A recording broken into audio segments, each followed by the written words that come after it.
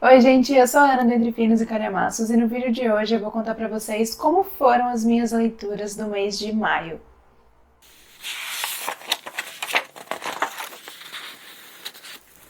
Gente, mês de maio foi aquele mês em que eu deixei a TBR um pouco aberta. No vídeo eu só decidi as minhas leituras dos projetos e do Clube Entre Suspenses, né, que sempre tem a votação lá no grupo do WhatsApp, qual suspense a gente vai ler no mês. Então, fora essas leituras, as outras foram definidas no momento em que eu leria mesmo. Eu fiz essa experiência para ver como que eu ia me sair sem uma lista, né, já pré-definida. E vim contar aqui pra vocês, então, quais foram as minhas escolhas. Já deixa o like agora no começo do vídeo, se inscreva aqui no canal caso esteja chegando por aqui agora e ative o sininho para receberem notificação sempre que eu postar um vídeo novo por aqui. Vou começar pelas minhas leituras dos projetos que já eram definidas.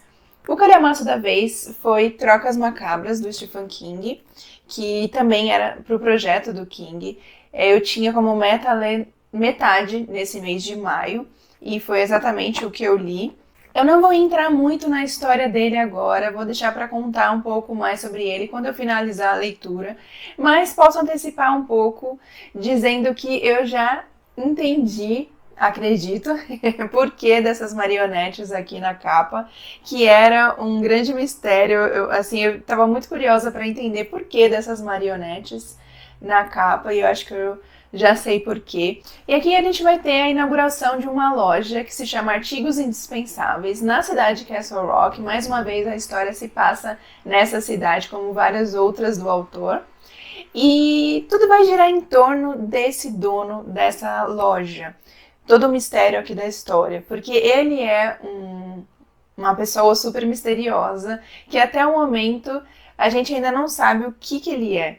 Ele tem alguma coisa, né, e a sua loja tem alguma coisa que atrai ali o povo da cidade, e que os objetos que ele vende acabam sendo, por isso que chama artigos indispensáveis. Quando a pessoa bate os olhos, parece que ela precisa daquilo, sabe? E ela não consegue sair da loja sem aquele artigo.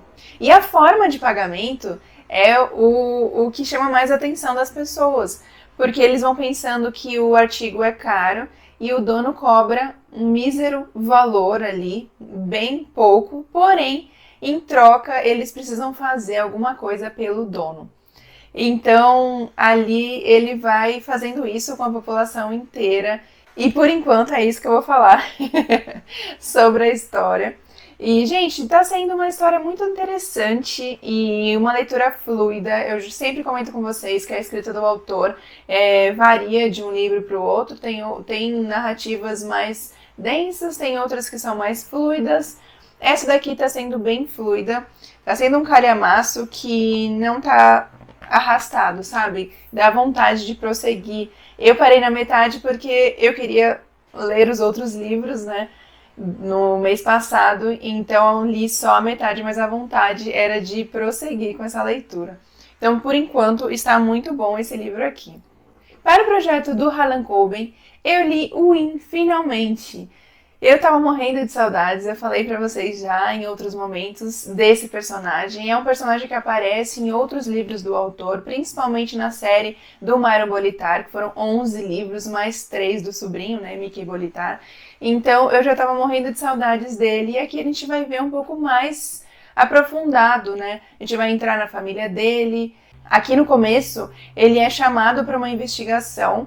Nesse apartamento houve um crime, um assassinato, e a vítima estava com um quadro que pertencia à família do Wynne e que havia desaparecido, havia sido roubado há muitos anos atrás. E também o que mais chama atenção é que foi encontrada uma mala com a inicial do nome do Wynne. Logo os detetives fazem a associação, né? E aí chamam o Wynne para ajudar nessa investigação. E aí a gente vai ver então ele investigando se o crime tem alguma coisa a ver com a família, por que o quadro estava lá, enfim. Temos mais um caso de suspense policial do Harlan Coben e muito bom. Eu adorei, gente. Eu até falo para vocês em outro vídeo em que eu estava lendo esse livro, que o Wynne, ele é um personagem que tem características próprias, né? E quem não conhecia ele de outros livros, talvez não entenda muito bem esse jeito de ser dele, ou que acha até um pouco chato o comportamento dele, mas, gente, eu achei fantástico. Como eu já conhecia. E outra coisa, ele menciona várias vezes o Myron aqui, que é o melhor amigo dele. Tem até uma parte que eu falei pra vocês, que ele fala que na vida dele ele não teve um grande amor, né? Ele teve uma grande amizade. Que se fosse pra falar mesmo quem foi o grande amor da vida dele, ele falaria que foi o Myron, porque é um grande amigo. Gente, fantástico. Quem já leu a série do Mario Bolitar e tá com saudade desse personagem, leia, porque vocês vão adorar, tenho certeza. Foi um livro muito bom e já adianto que dei 5 estrelas para esse, porque eu achei sensacional. Outro livro do projeto do King que eu tinha na minha lista era o 3º volume da série A Torre Negra, que é Terras Devastadas. Vou deixar a capa passando na tela porque eu não tenho na versão física. Gente, esse eu consegui ler até 25% só do e-book. Na verdade, eu tô escutando, né, o audiobook, porque tá sendo uma história para mim muito arrastada, tá sendo muito cansativo. Eu não estou conseguindo me apegar à história.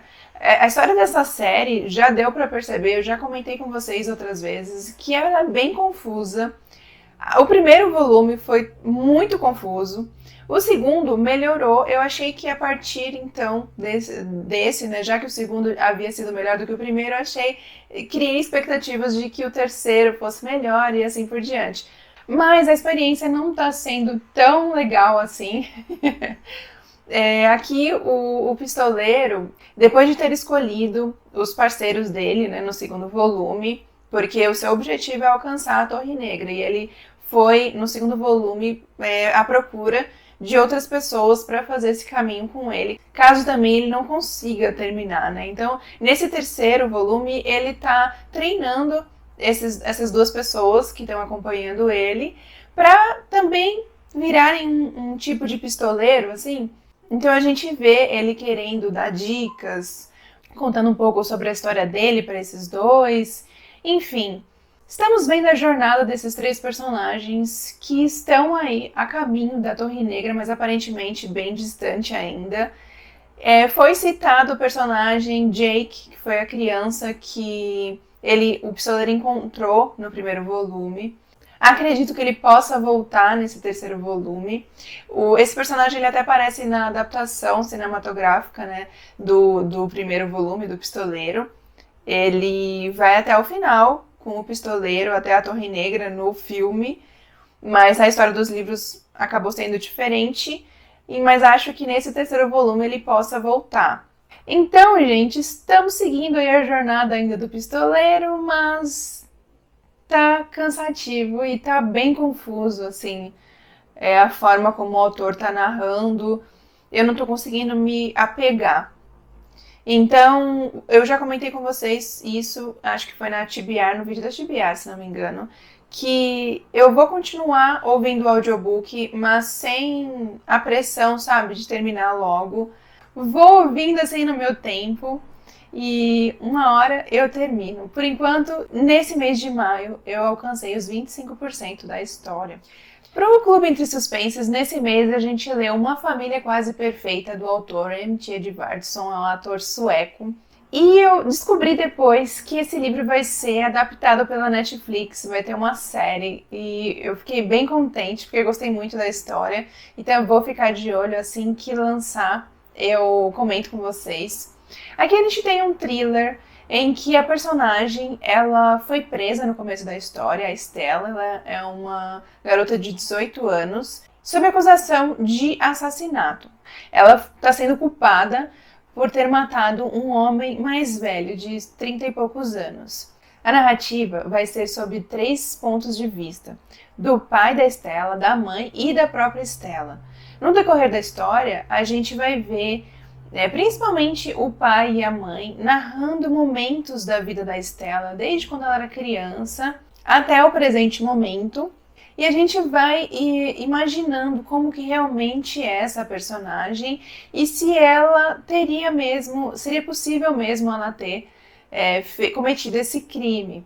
E o que eu achei mais interessante no livro é que o autor, ele faz um mistério enorme, gente. O tamanho desse suspense, ele, além dele prender a nossa atenção, ele deixa a gente na dúvida até o final da trama. A resposta é literalmente dada na última página. E veja bem, eu enxerguei como que a resposta foi dada. Mas teve gente do grupo que achou o final aberto. Porque assim, não é que ele fala foi isso e ponto. Do jeito como ele escreve, dependendo da interpretação de cada um, pode ser que, né, você ache que pode ter terminado de outra forma, sabe? Que não ficou assim tão claro. Então vai depender de cada um. Pra mim, eu enxerguei como que foi dada a resposta, sabe? Então, mas aí vocês precisam ler para interpretar e para saber, né? Cada um vai interpretar de um jeito, como eu falei. Mas eu achei esse suspense muito bom. Esses momentos que eles vão contando vão deixando a gente muito na dúvida. Eu fiquei muito na dúvida. Na verdade, desde o começo eu achei que foi... Eu coloquei na minha cabeça que foi determinada pessoa e que a Stella estava levando a culpa por essa pessoa. E essa dúvida ficou até o final. Então eu achei esse suspense assim, que não dá pra você ter certeza antes desse final, sabe? Eu gosto de suspense assim, que me prende, me segura até o final pra eu saber o que aconteceu. Então, gente, recomendo demais pra vocês esse thriller. Eu deixei a capa passando na tela porque eu também não tenho na versão física. E vou deixar aqui embaixo o link, caso vocês tenham interesse em ler. E se vocês lerem, depois me conta o que vocês acharam desse final. Eu gosto muito de saber a opinião das pessoas. Como eu disse lá no grupo, cada uma teve uma opinião. Eu achei que foi dada a resposta, outras pessoas acharam que teve o final aberto. Então, se vocês já leram ou se vocês lerem, depois comentem pra mim o que vocês acharam. Pro vlog de lançamento do mês, eu li A Volta da Chave, da autora Ruth Ware.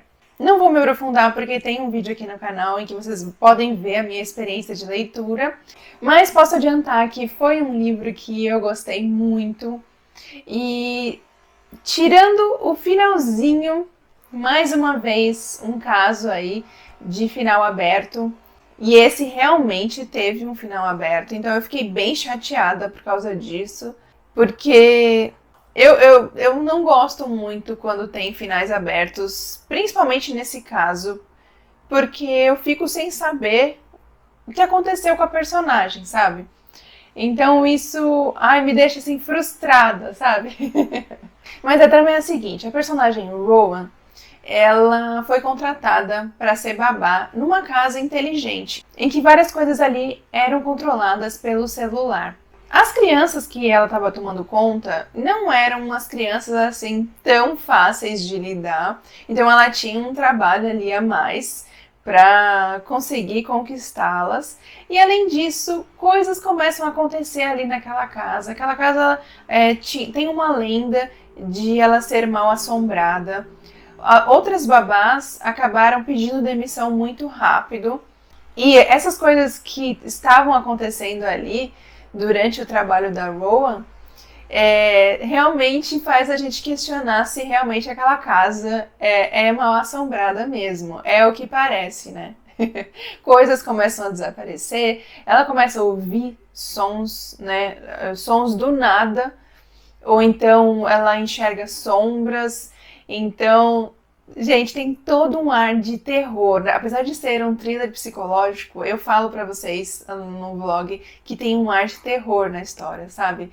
E eu gostei muito da escrita da autora e da forma como ela narrou, essa energia toda. Eu gostei de como eu me senti lendo.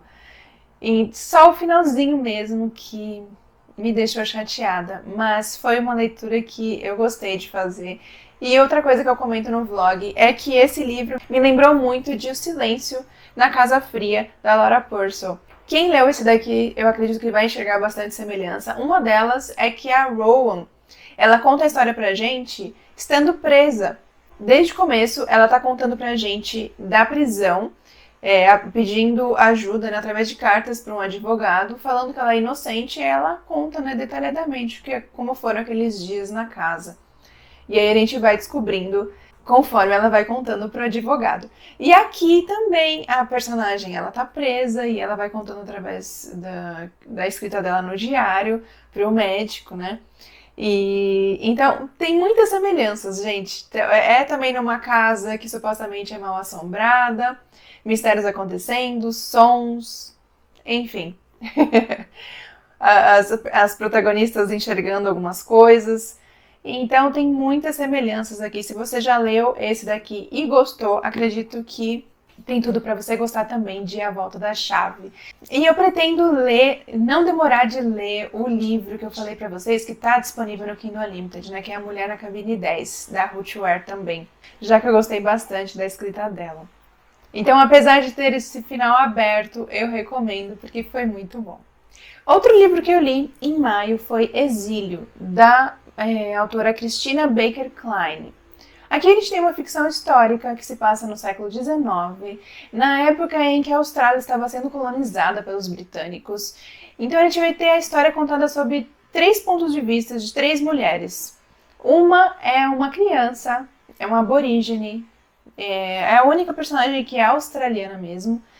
E a gente vai ver, acho que ela tem 9 anos, a Matina, e a gente vai ver uma família, a família do governador, indo até uma ilha onde morava essa criança e pegando ela para morar com eles. E é como se eles estivessem escolhendo um objeto ali, sabe, para levar para casa.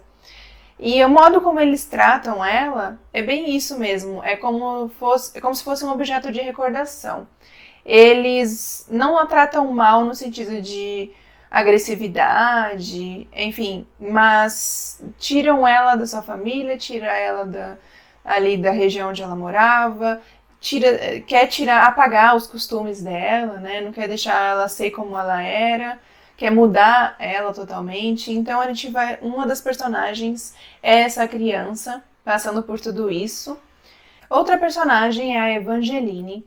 Ela é britânica e ela trabalha como governanta numa casa, porém algo acontece ali que ela acaba sendo presa e ela acaba sendo exilada, né? Ela é enviada para um exílio na Austrália.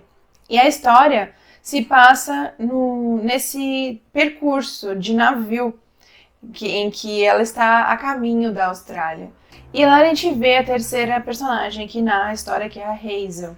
E as duas estão no mesmo navio, sendo enviadas para essa prisão na Austrália. E a maior parte da história dessas duas personagens se passa ali no navio, né, a caminho, como eu falei. E, gente, é uma história muito sofrida. A gente vai ver um pouco sobre como era a vida das mulheres naquela época, a situação em que elas passavam, como elas eram tratadas, enfim. E é uma história bem triste, do começo ao fim, mas eu achei que, dependendo assim do ponto de vista, pode até ser enxergado como uma homenagem àquelas mulheres daquela época, né? A autora ela fez uma pesquisa muito grande, há vários livros que falam sobre isso, então no final do livro aqui é mostrado todo o catálogo de livros que ela leu para fazer essa história. Aqui a gente tem uma história fictícia, porém tirado de fatos reais. Por exemplo, a vida da Matina foi real. E isso é muito triste depois que a gente lê aqui, pensar que aconteceu aquilo mesmo. E, na verdade, a Matina, aqui ela tinha 8 anos, acho que eram 8 anos. E, na realidade, ela era uma criança de 5 anos quando tudo isso aconteceu com ela. Então, essas 3 personagens sofreram muito e a gente vai conhecer um pouco do que elas passaram durante esse período. Recomendo, gente, apesar de ser uma história sofrida, né? Vocês precisam entrar nessa história sabendo que vão sofrer, principalmente se vocês forem mulheres, a gente se colocando no lugar, na posição delas, é bem triste. Mas recomendo, porque é sempre interessante conhecer um pouco de como foi a história, apesar de ser fictícia, tem base real, então eu acho bem interessante a gente conhecer um pouco de como foi essa história lá na Austrália. Outro livro que eu li foi outro da Tag. Eu resolvi colocar em dia os livros da Tag que estavam atrasados, as leituras, e li também Criaturas Extraordinariamente Brilhantes, da autora Shelby Van Pelt. Quando eu li a sinopse, assim que chegou a caixinha, eu achei bem estranho, porque deu a entender, pelo menos pra mim, que a história seria narrada sob o ponto de vista de um polvo e que ele ajudaria outra personagem a achar o filho dela que estava desaparecido há 20 ou 30 anos. E aí eu fiquei pensando, nossa, como assim o polvo vai investigar, né? Aqui, gente, a gente vai ver muito sobre amizade. E esse polvo, ele vai ajudar, mas não da forma literal, sabe? Não é que ele vai sair investigando, como eu achei estranho na primeira lida aqui da sinopse. Ele tá dentro de um aquário e essa mulher que ele vai ajudar, ela faz a limpeza do aquário lá.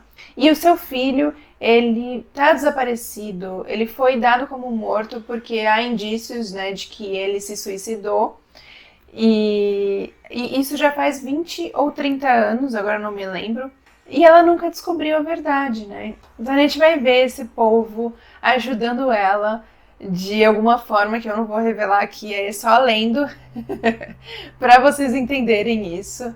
Aqui tem bastante curiosidade sobre o polvo, quanto tempo um polvo vive, né? A sua expectativa de vida, outras curiosidades a respeito dele, isso eu achei bem legal.